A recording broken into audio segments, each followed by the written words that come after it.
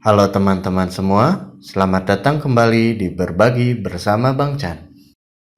Kali ini kita akan kembali melanjutkan berbagi cara menggunakan AutoCAD 2012.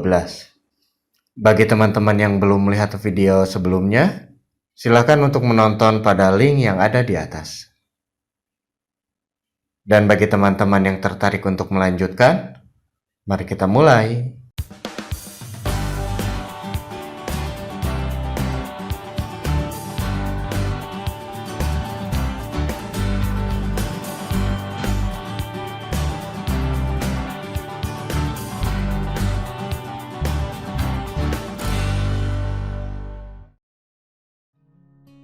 Untuk latihan kita yang pertama, kita akan coba mengubah warna latar belakang atau background dari AutoCAD.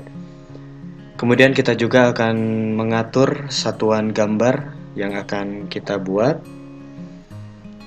Kemudian kita juga akan membuat batas area gambar atau limit, dan juga bagaimana cara membuka dan menyimpan file dari AutoCAD. Untuk memulai latihan yang pertama, kita buka AutoCAD terlebih dahulu. Saya akan setting AutoCAD ini di AutoCAD Classic supaya bisa sama dengan AutoCAD 2007 ke bawah. Ya, ini tampilan AutoCAD Classic yang biasanya ini tampil di AutoCAD 2007 ke bawah, tampilannya seperti ini. Baik, kita mulai latihan yang pertama, yaitu kita akan coba mengubah warna tampilan background. Di sini kita akan coba mengubah warna backgroundnya menjadi warna putih. Caranya dengan menekan Tools, kemudian kita pilih Option. Di sini kita pilih Display, kemudian Colors, dan kita akan ubah ini menjadi warna putih. Nah, ini tampilannya seperti ini. Kita coba aplikasikan. Sudah berwarna putih. Kemudian kita klik OK. Nah, di sini tampilan area gambarnya sudah berubah menjadi warna putih. Silakan teman-teman bisa menggunakan warna apapun yang sesuai dengan selera teman-teman.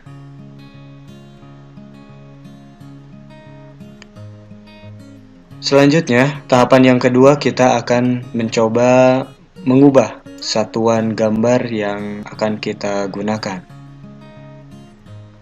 AutoCAD menggunakan beberapa satuan gambar. Untuk mengubah satuan gambar, kita pilih Format, kemudian Units. Nah, di sini kita akan disajikan beberapa satuan gambar. Kita klik di sini, ini ada beberapa satuan gambar. Di sini misalkan saya akan menggambar menggunakan satuan milimeter. Saya pilih milimeter. Kemudian saya juga diberikan kemudahan untuk mengakses sampai berapa angka tingkat presisinya, ya. AutoCAD menyediakan sampai dengan 8 angka di belakang koma. Di sini saya memilih yang 4 angka di belakang koma. Jadi tingkat presisinya sampai 4 angka di belakang koma. Silakan teman-teman sesuaikan dengan kebutuhan teman-teman. Apabila ingin lebih presisi, bisa sampai menggunakan yang 8 angka di belakang koma. Apabila telah selesai, kita klik OK.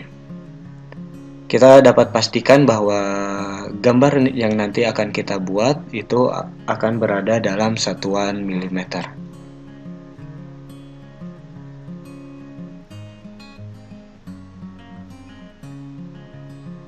Untuk latihan kita yang selanjutnya, kita akan membuat batasan area gambar.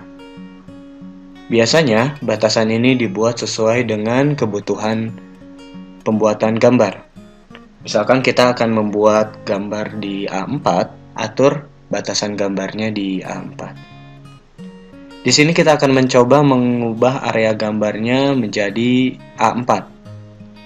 Kita tulis saja limit, kemudian kita tekan enter. Di sini kita diminta mengisi batas bawah, sudut kiri bawahnya kita tetapkan saja 0,0, ini sebagai acuan koordinat 0,0 dari area gambar yang kita buat. Kemudian kita tekan enter. Nah, selanjutnya kita diminta mengisi sudut kanan atas, berarti batas kanan atas ya. Di sini yang akan kita atur dengan menggunakan A4. Di sini kita akan coba membuat A4 dalam posisi portrait. Jadi kita atur untuk lebarnya 210. Kenapa saya tulis 210? Karena tadi kita sudah atur satuan gambar kita itu dalam milimeter ya. Nah, kemudian untuk berpindah ke tinggi, kita tekan tab.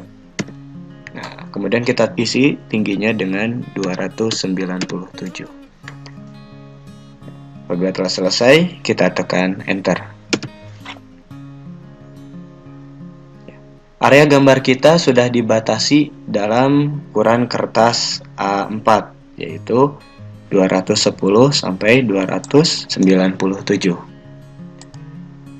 Ya, mungkin di sini tidak terlalu terlihat perbedaan sebelum kita atur batas area gambar dan setelahnya, tapi ini akan berpengaruh ketika kita akan mencetak gambar yang kita buat. Dan untuk latihan kita yang terakhir, di latihan yang pertama ini, kita akan mencoba untuk menyimpan gambar yang kita buat. Misalkan kita sudah membuat sebuah gambar atau objek di sini, kita dapat menyimpannya dengan cara klik file, save, atau kita juga bisa menggunakan toolbar standar, yaitu save ya. Kemudian ada juga di atas ya, save. Atau kita juga bisa tekan Ctrl S. Di sini saya akan menggunakan file, save. Ini tampilan dialog save drawing ya. Seperti biasa kita diminta mengisi nama filenya. Misalkan kita tulis latihan 1. Nah, di sini kita juga bisa menyimpan di folder mana kita akan menyimpan gambar kita. Di sini saya simpan saja di dokumen supaya lebih mudah. Kemudian di sini juga kita bisa mengatur. Kita akan menyimpan gambar kita dalam format apa. AutoCAD menyediakan 3 format, yaitu drawing atau DWG, kemudian ada drawing standar atau DWS, dan drawing template atau DWT.